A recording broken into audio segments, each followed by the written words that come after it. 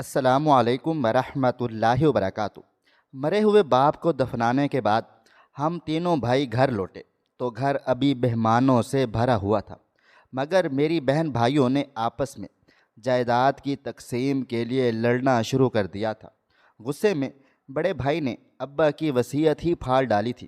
اچانک باہر کے دروازے پر دستک ہوئی اور ایک عورت اندر داخل ہوئی۔ اس کے ساتھ 10-12 سال کا ایک لڑکا بھی تھا۔ اس نے میرے بڑے بھائی کی طرف ایک کاغذ بڑھایا۔ وہ کاغذ دیکھ کر ہم سب کے پیروں تلے سے زمین نکل گئی تھی، کیونکہ وہ بھی ابا جان کی وصیت۔ میرے بڑے بھائی نے کھڑے کھڑے غصے میں ابا کی وصیت کے 4 ٹکڑے کر دیے تھے اور اسے ہوا میں بکھیر دیا تھا۔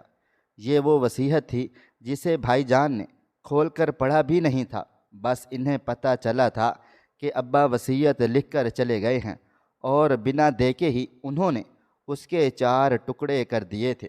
یہ دیکھ کر نہ صرف میں حیران و پریشان ہوا تھا، بلکہ میری دونوں شادی شدہ بہنیں، ان کے شوہر اور مجھ سے بڑا ایک اور بھائی بھی حیران ہوا کہ بڑے بھائی جان نے ایسا کیوں کیا۔ بھائی جان غصے میں کہنے لگے، ساری زندگی میں نے ابا کے ساتھ نوکری کر کے یہ گھر کھڑا کیا ہے، اور اب تم لوگ ابا کی وصیت کے نام پر مجھے لوٹنا چاہتے ہو، میری زندگی بھر کی محنت کو کھانا چاہتے ہو۔ میں اچھی طرح سے جانتا ہوں کہ تم سب نے ملی بھگت سے یہ وصیت تیار کی ہے۔ تم لوگ یہاں پر حصہ حصہ کر رہے ہو، جبکہ میں نے کما کما کر تم لوگوں کو پالا پوسا ہے۔ ابا کی تنخواہ تو بہت ہی کم تھی، میں کم عمری سے ہی 2 نوکریاں کر رہا تھا۔ میری وجہ سے نہ صرف یہ گھر چل رہا تھا، بلکہ دونوں بہنوں کی شادی بھی اماں نے میری تنخواہ سے کی۔ میرے لیے کچھ بھی نہ بچا، نہ میں نے کبھی اپنے لیے کچھ بچایا، اور آج تم لوگ اس گھر میں حصہ مانگنے کھڑے ہو گئے۔ بھائی جان نے بغیر وصیت دیکھے ہی یہ نتیجہ اخذ کر لیا تھا کہ اس وصیت میں جائیداد کو لے کر کچھ لکھا ہوگا، اس لیے انہوں نے پہلے ہی اس کے 4 ٹکڑے کر دیے تھے اور صاف جتا دیا تھا کہ اس گھر میں کسی کا کوئی بھی حصہ نہیں ہے۔ بھائی جان کا بدلتا ہوا مزاج دیکھ کر بڑی بہن چیخ چیخ کر کہنے لگی کہ جو بھی تم نے کیا وہ تمہارا فرض تھا۔ تم نے ابا کا ساتھ دینے کے لیے خود پڑھائی چھوڑ کر کام کاج شروع کیا تھا۔ اس کا یہ مطلب نہیں کہ تم ابا کے گھر پر قبضہ کر لو۔ اس کا شوہر بھی بڑھ چڑھ کر بولنے لگا، تو مجھے یہ منظر دیکھ کر بہت ہی زیادہ افسوس بھی ہوا اور غصہ بھی آیا تھا۔ کچھ دیر تک تو میں خاموشی سے اپنے ہی بہن بھائیوں کو جھگڑتے ہوئے دیکھتا رہا تھا، اور جب میرے صبر کی حد پار ہوئی تو میں زور سے چیخا اور کہا، خدا کے واسطے تم سب کے سب لوگ چپ کر جاؤ۔ شرم نہیں آتی؟ باپ کا جنازہ اٹھ کر گئے کو 2 گھنٹے بھی نہیں گزرے، باہر مہمان بھرے پڑے ہیں، اور تم لوگ یہاں ابا کے کمرے میں کھڑے ہو کر اس گھر کے بٹوارے کی بات کر رہے ہو۔ کسی نے ابا کے اصالِ ثواب کے لیے ایک سپارہ بھی پڑا ہے کیا؟ تم لوگوں کو احساس بھی ہے کہ ابا پر قبر میں یہ وقت کتنا بھاری ہے؟ تم لوگوں کو تو ابا کے لیے کل پڑھنے چاہیے تھے، کلمہ بخشنا چاہیے تھا، لیکن نہ جانے تم لوگوں کے دل و دماغ پر کون سا بھوت سوار ہو گیا ہے جو حصے بٹوارے کی بات کو لے کر بیٹھ گئے ہوں۔ کیا یہ اس بات کے لیے صحیح وقت ہے؟ کم سے کم باپ کے مرنے کا 3 دن سوگ تو منا لو، اور اگر باپ کے مرنے کا افسوس نہیں تو دنیا دکھاوے کے لیے ہی 4 آنسو بہا لو۔ لگتا ہے تم لوگوں کا تو خون ہی سفید ہو گیا ہے۔ 2-4 آنسو بہا لو گے تو کم سے کم خاندان میں تماشا تو نہیں بنے گا۔ باہر موجود لوگوں تک آواز جا رہی ہوگی، وہ کیا کہیں گے کہ کمال حسین کا انتقال ہوا نہیں کہ اس کے بچوں نے آپس میں جھگڑا شروع کر دیا ہے۔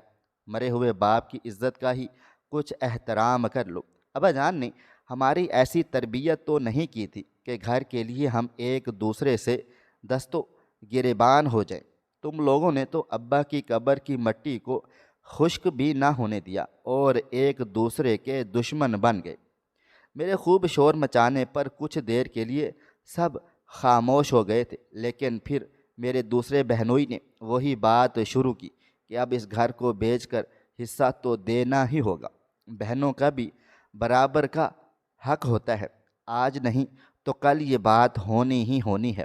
اس لیے جلدی جلدی اس مسئلے کا حل نکالا جائے اور یہ فیصلہ ہو جائے کہ یہ گھر فروخت ہوگا اور سب کو سب کا حصہ مل جائے گا۔ دوسرے بہنوئی کی بات پر بھائی کو پھر غصہ آیا۔ وہ پھر شور مچانے لگے کہ تم لوگوں نے حصے کی رٹ کیوں لگا لی ہے؟ یہ گھر میرا ہے، میں نے ابا جان کے ساتھ مل کر اپنی تنخواہ سے یہ گھر کھڑا کیا ہے، اس میں کسی کا کوئی بھی حصہ نہیں۔ یہ سنتے ہی بہنوں نے بھی برابر سے جھگڑے میں اپنا کردار ادا کیا اور وہ بھابھی کو برا بھلا کہنے لگی کہ یہ سب کچھ بھابھی نے بھائی کو سکھایا ہے۔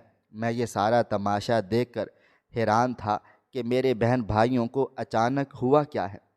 میرے اتنے سمجھانے کے باوجود بھی وہ دوبارہ سے شروع ہو چکے تھے کہ اتنے میں کمرے کا دروازہ بجا تھا۔ بھابھی نے دروازہ کھولا تو باہر مصباح خالہ کھڑی ہوئی تھی۔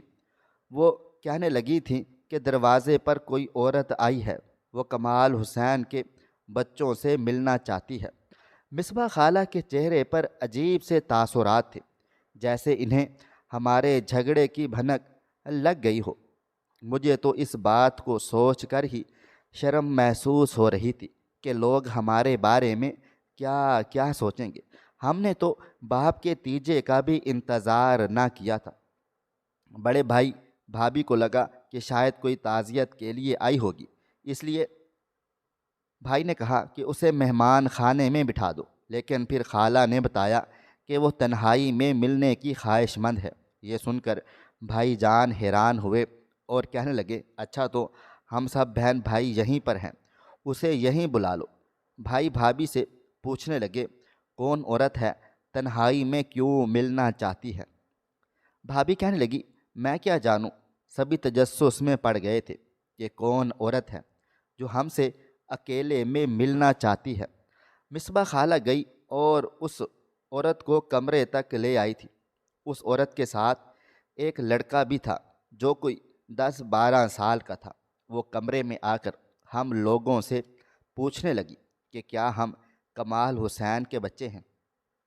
بڑے بھائی صاحب نے بتایا کہ ہاں ہم سب انہی کی اولاد ہیں۔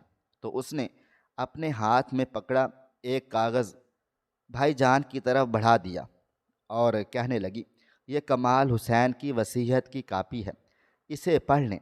وصیت کے نام پر ہم سب ہی کھٹک گئے کہ وہ عورت کون تھی جس کے پاس ابا کی وصیت کی کاپی موجود تھی۔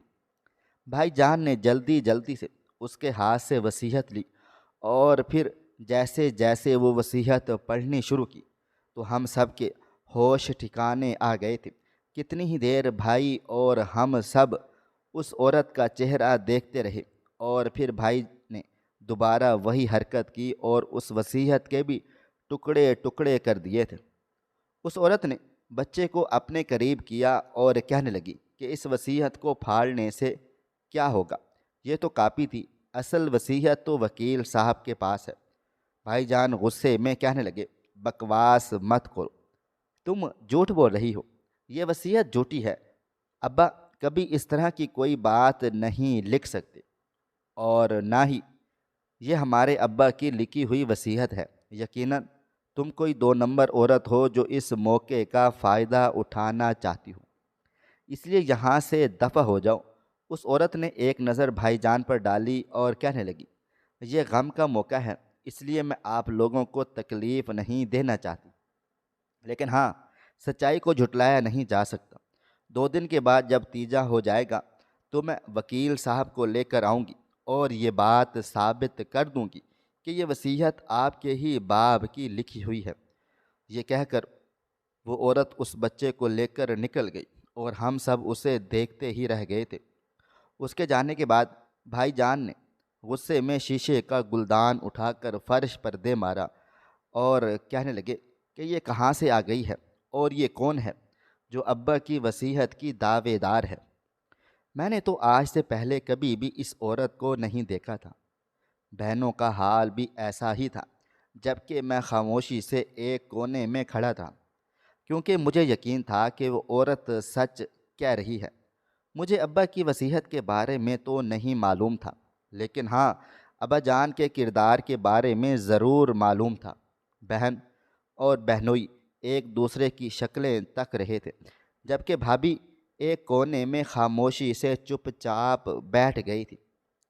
کچھ ہی دیر کے بعد مصباح خالہ آئی اور کہنے لگی کہ مہمان تم سب کا پوچھ رہے ہیں، تعزیت کے لیے لوگوں کا آنا جانا لگا ہوا ہے، تم لوگ یہاں بند کمرے میں کون سی میٹنگ جما کر بیٹھ گئے ہو؟ ابھی تو تمہارے باپ کو گزرے ایک دن بھی نہیں ہوا اور تم سب نہ جانے کس بات پر آپس میں جھگڑ رہے ہو۔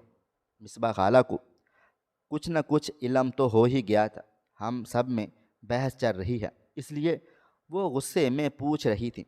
اماں کے جانے کے بعد وہی ہمارے گھر کے معاملات میں تھوڑی بہت دخل اندازی کر دیا کرتی تھی۔ بھائی جان ان کی بات سن کر کمرے سے باہر کو نکل گئے تھے۔ ان کے پیچھے پیچھے بہنیں بھی چلی گئی تھیں اور میں سائڈ ٹیبل پر رکھی اپنے ابا کی تصویر دیکھنے لگا۔ کل رات ابا کو اچانک سے ہارٹ اٹیک ہوا تھا۔ ہم انہیں ہسپتال لے کر چلے گئے تو وہ ٹوٹی ہوئی سانسوں میں کچھ کہہ رہے تھے، لیکن ان کی بات مجھے سمجھ میں نہیں آئی تھی۔ ان کے سب سے زیادہ میں ہی تو قریب تھا، اور پھر فجر کے وقت ابا جان اس دنیا سے چلے گئے تھے۔ مجھے لگا تھا کہ ابا کے جانے کے بعد ہم بہن بھائیوں کی محبت میں اضافہ ہو جائے گا، اور بڑے بھائی جان جو ہمیشہ سے ہی ہم سب کا بہت زیادہ خیال رکھتے تھے، اس غم کے موقع پر ہمیں سمیٹ لیں گے۔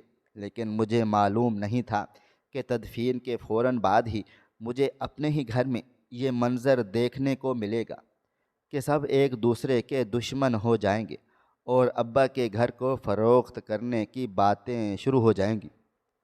بابا کے جنازے کو کاندھا دیتے ہم بھائیوں کا حال بہت ہی برا تھا، لیکن ابا جان کی قبر پر مٹی ڈالتے ہی جس طرح سے سب بہن بھائیوں نے حصے کی بات کی تھی، میں تو اب تک پوری طرح سے بے یقین تھا۔ ابا کی تصویر اٹھائے میں بستر پر بیٹھ گیا تھا اور ابا سے باتیں کرنے لگا تھا۔ میں ابا سے شکایت کر رہا تھا کہ وہ اتنی جلدی ہمیں چھوڑ کر کیوں چلے گئے ہیں، کیوں بہت جلد ہی مجھ پر ہر رشتے کی حقیقت کھل گئی تھی۔ بھائی جان اس گھر پر قبضہ کرنا چاہتے تھے، شاید کہ وہ حق بھی رکھتے تھے، کیونکہ انہوں نے ساری زندگی اس گھر کے لیے بہت کچھ کیا تھا، لیکن بہنوں کا بھی تو حق تھا۔ پھر یہ گھر کونے کا بڑا سا مکان تھا، اس کی مالیت تقریباً اب کروڑوں روپے میں تھی، اس پر بہت سے لوگوں کی نظریں بھی تھیں، اور اسی لیے شاید بھائی اسے اتنی آسانی سے دوسرے بہن بھائیوں کو دینے کے لیے راضی نہیں تھے۔ بھابھی بھی کچھ کم نہ تھی، لیکن جو بھی تھا مجھے اپنے بھائی جان سے ایسی امید نہیں تھی۔ بہت جلدی انہوں نے اپنی جگہ کھو دی تھی۔ میں نم آنکھوں سے کتنی ہی دیر ابا کے بستر پر بیٹھا رہا، اور جب کمرے سے باہر نکلا تو میں نے عجیب منظر دیکھا۔ میری بہنیں کونوں میں عورتوں میں بیٹھی وہی حصے کی باتیں کر رہی تھی، اور سب عورتوں اور محلے داروں کو بتا رہی تھی کہ بڑا بھائی انہیں حصہ نہیں دینا چاہتا، اور محلے کی عورتیں مزے لے لے کر میری بہنوں سے ہمارے گھر کے ذاتی معاملات قرید کر پوچھ رہی تھی۔ میرا دل چاہا تھا کہ میں اپنی دونوں بہنوں کو اٹھا کر کمرے میں لے جاؤں اور انہیں سمجھاؤں کہ یہ وقت ان باتوں کا نہیں ہے، لیکن وہ اتنی بچیاں بھی تو نہیں تھیں، دونوں شادی شدہ تھیں، سمجھ رکھتی تھیں، پھر کیوں وہ محلے والوں کو چٹخارا لینے کا موقع دے رہی تھیں۔ وہ تو شکر تھا کہ انہوں نے اس عورت کا قصہ نہیں چھیڑا تھا، ورنہ محلے میں ایک نیا ہی موضوع چھڑ جاتا اور ہمارے گھر کی کہانی ہر کسی کی زبان پر ہوتی۔ دھیرے دھیرے وقت گزرنے لگا اور پھر شام تک سارے ہی مہمان چلے گئے تھے۔ رات کے 10 بجے ایک دفعہ پھر سے بیٹھک میں سارے بہن بھائی جمع تھے، اور اب کی بار موضوع ہمارے درمیان گھر کا بٹوارا نہیں تھا، بلکہ وہ عورت تھی جو ابا کی وصیت لے کر آئی ہوئی تھی۔ بڑے بھائی جان غصے میں پوچھ رہے تھے کہ تم میں سے کوئی اس کے بارے میں جانتا ہے؟ سب نے انکار میں سر کو ہلا دیا تھا۔ بھائی جان نے پریشانی میں اپنا سر پکڑ لیا تھا۔ کہنے لگے کہ ہم 5 کم تھے جو ایک یہ نئی مصیبت آ گئی ہے، نہ جانے ابا جان نے کیا کیا ہم سے چھپا کر رکھا ہے۔ ابھی تو ایک سچ سامنے آیا ہے، ابھی آگے کا پتہ نہیں، ایسا نہ ہو کہ کچھ اور بھی امیدوار آ کر کھڑے ہو جائیں۔ میں نے بڑے بھائی جان سے کہنے لگا کہ اتنی آسانی سے تو ہم اپنا گھر کسی اور کے پاس نہیں جانے دیں گے۔ آخر وہ عورت ہوتی کون ہے جو ابا کی وصیت اٹھا کر آ گئی ہے؟ اس نے کہا تھا کہ وہ 2 دن کے بعد پھر سے آئے گی، تو اب کی بار جب وہ آئے گی تو ہم تسلی کے ساتھ اس سے بات چیت کریں گے اور چند روپے پیسے دے کر اس سے جان چھڑا لیں گے۔ سبھی میری اس بات پر متفق ہو گئے تھے، لیکن میرا دل راضی نہیں تھا، کیونکہ وہ عورت بہت ہی زیادہ مجبور نظر آ رہی تھی اور میرا دل کہہ رہا تھا کہ وہ جھوٹی نہیں ہے۔ اس لیے میں نے اپنے بہن بھائیوں کی ہاں میں ہاں نہیں ملائی تھی۔ 2 دن ان سب باتوں میں ہو گئے، گزر گئے، اور سارا وقت گھر میں ایک ہی مسئلہ زیر بحث تھا کہ کس طرح ابا کے گھر کو فروخت کیا جائے اور حصے بٹوارے ہوں۔ کسی نے ابا جان کے لیے کچھ بھی نہیں پڑھا تھا نہ بخشا تھا۔ لگتا تھا جیسے سب کو ابا کے مرنے کا ہی انتظار تھا، اور ابا جان کے گزرتے ہی سب اپنے اپنے ارادے ظاہر کر بیٹھے تھے۔ 2 دن کے بعد وہ عورت پھر چلی آئی، اور اب کی بار وہ اکیلی نہیں تھی، بلکہ اس کے ساتھ وہ وکیل بھی تھا۔ وہ اپنی بات پر پوری اتری تھی، اور وہ وکیل کوئی غیر نہیں تھا بلکہ ابا جان کا وہی دوست تھا جس کا ہمارے گھر بہت زیادہ آنا جانا تھا۔ اس وکیل کو دیکھ کر تو ہم سب کی ہی بولتی بند ہو گئی تھی، کیونکہ اب جھوٹ کی زیادہ گنجائش نہ تھی۔ اس وکیل صاحب کو ہم بچپن سے ہی جانتے تھے۔ ابا کے سارے معاملات وہی دیکھتا تھا، کیونکہ وہ ابا کا بہت پرانا دوست بھی تھا۔ وہ ہمارے سامنے آ کر بیٹھا اور کہنے لگا کہ جس وصیت کے آپ نے 4 ٹکڑے کر دیے ہیں وہ کاپی تھی، اور اصل بس یہ میرے پاس ہے، اور اگر وصیت پر عمل نہ ہوا تو میں قانونی کارروائی کروں گا، کیونکہ یہی میرے دوست کا فیصلہ تھا۔ وکیل صاحب کو دیکھ کر بھائی جان نے تھوڑی نرمی اختیار کی اور کہنے لگے، یہ گھر میں نے اپنے باپ کے ساتھ مل کر بڑی محنت مشقت سے کھڑا کیا ہے، تو پھر حصے بٹواروں کی بات کہاں سے آ گئی؟ اور یہ عورت کون ہے جو اچانک سے ہمارے درمیان آ کر کھڑی ہو گئی ہے اور خود کو ابا کی بہن کہہ رہی ہے؟ ابا جان نے تو ساری زندگی اپنی کسی بہن کا ذکر نہیں کیا، اور نہ ہی ہم نے ابا کی کسی بہن کو دیکھا ہوا ہے، تو پھر یہ کون ہے؟ وکیل صاحب اس عورت سے کہنے لگے، آپ اپنے بارے میں خود ہی ان لوگوں کو تفصیل سے بتا دیں، باقی ثبوت مہیا کرنا میرا کام ہے۔ وہ عورت آہستہ آہستہ بتانے لگی کہ میرا نام مہر بانو ہے، میں کمال حسین سے عمر میں 7-8 برس چھوٹی تھی۔ ہم دونوں کا سارا بچپن اسی گھر میں گزرا ہے، کیونکہ یہ ہمارے ابا جان کا گھر تھا۔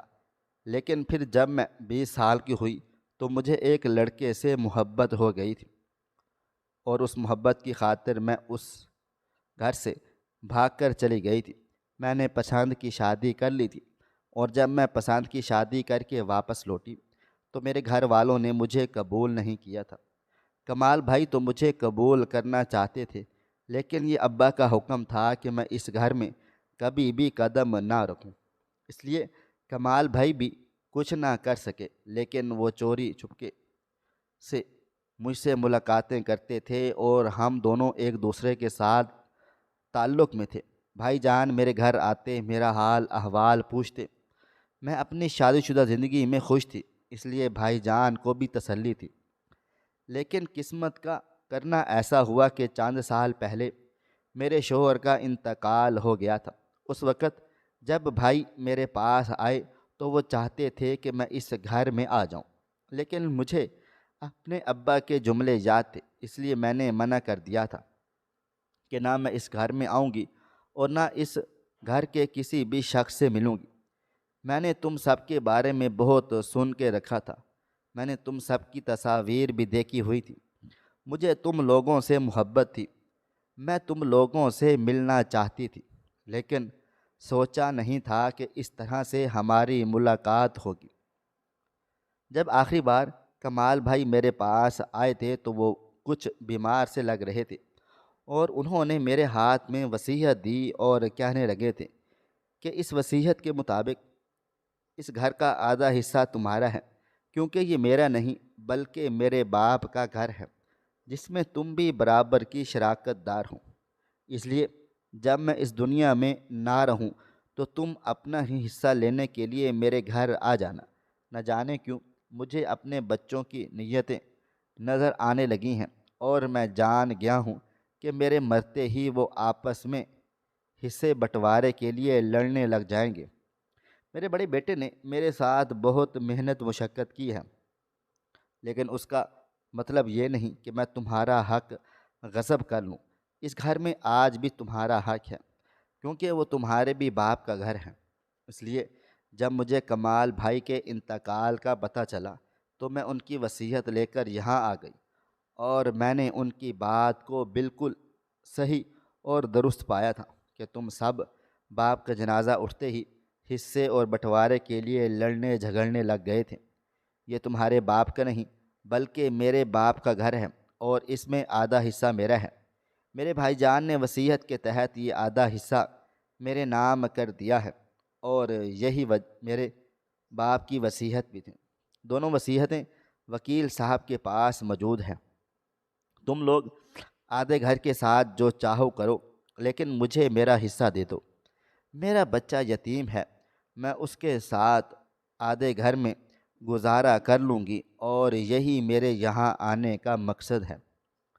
وہ عورت جس کا نام مہر بانو تھا، اس نے ساری سچائی ہمارے سامنے رکھ دی تھی۔ اس کے پاس بہت سی تصاویر تھیں جو اس کی اور ابا کی تھی۔ بچپن سے لے کر جوانی تک کی وہ تصاویر اس بات کا ثبوت تھیں کہ وہ بالکل سچ کہہ رہی ہے۔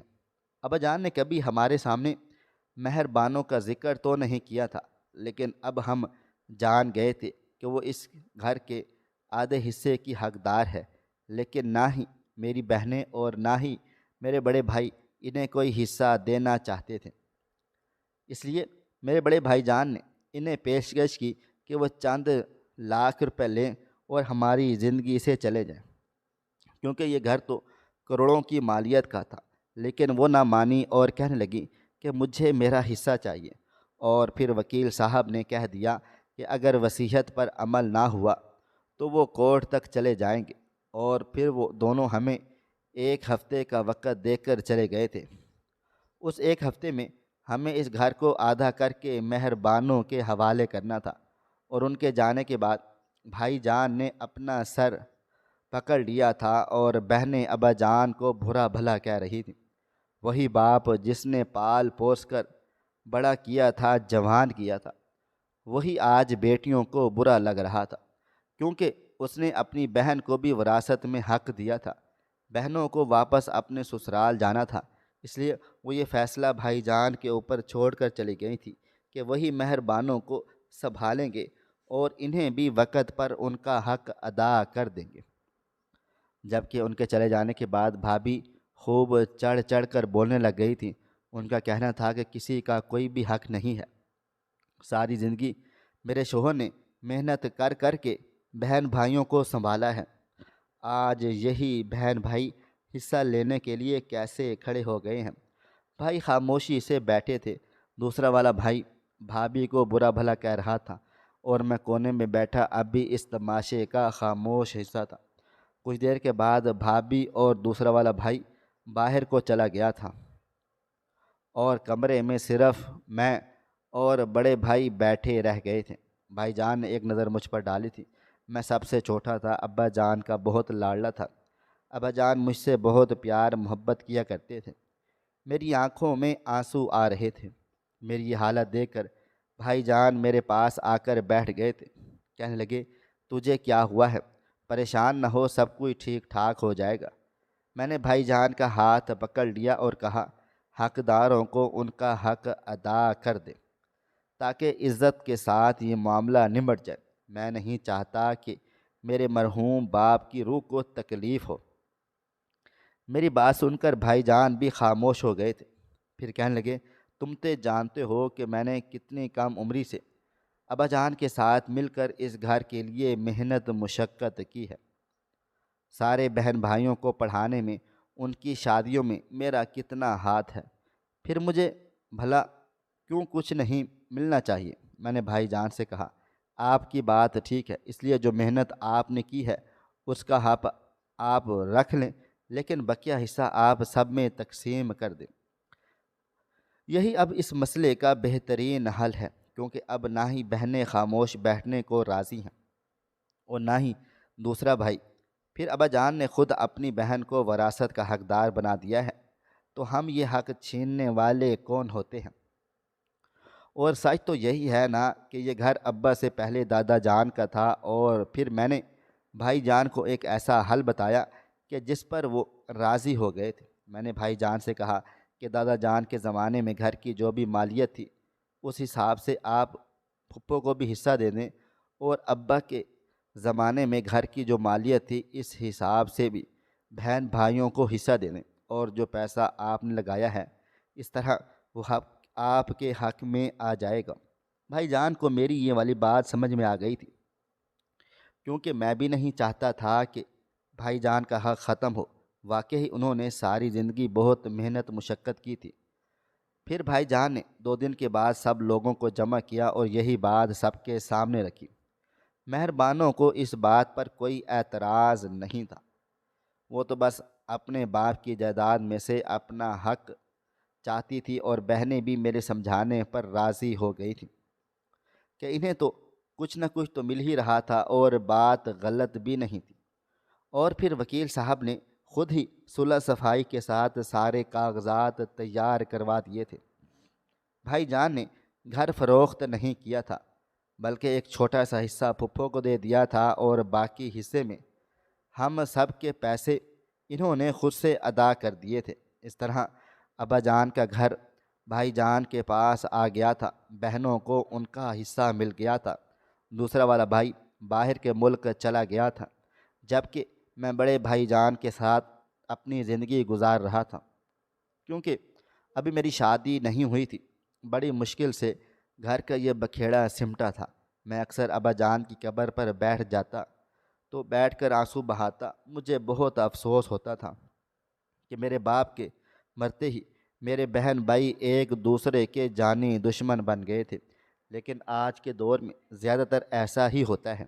اس لیے میں سب ماں باپ سے یہی کہنا چاہوں گا کہ وصیت لکھنے کے ساتھ ساتھ اگر ممکن ہو تو اپنی زندگی میں خود اپنے ہاتھوں سے اپنے بچوں کو ان کے حصے دے دیں، تاکہ آپ کے مرنے کے بعد وہ آپس میں دست و گریبان نہ ہوں اور آپ کو بھی قبر میں کوئی تکلیف نہ پہنچے۔ ناظرین، ہماری آپ کو آج کی کہانی کیسی لگی؟ کمنٹ باکس میں اپنی رائے کا اظہار ضرور کریں۔ ملتے ہیں کل ایک نئی اور دلچسپ کہانی کے ساتھ۔ اللہ حافظ۔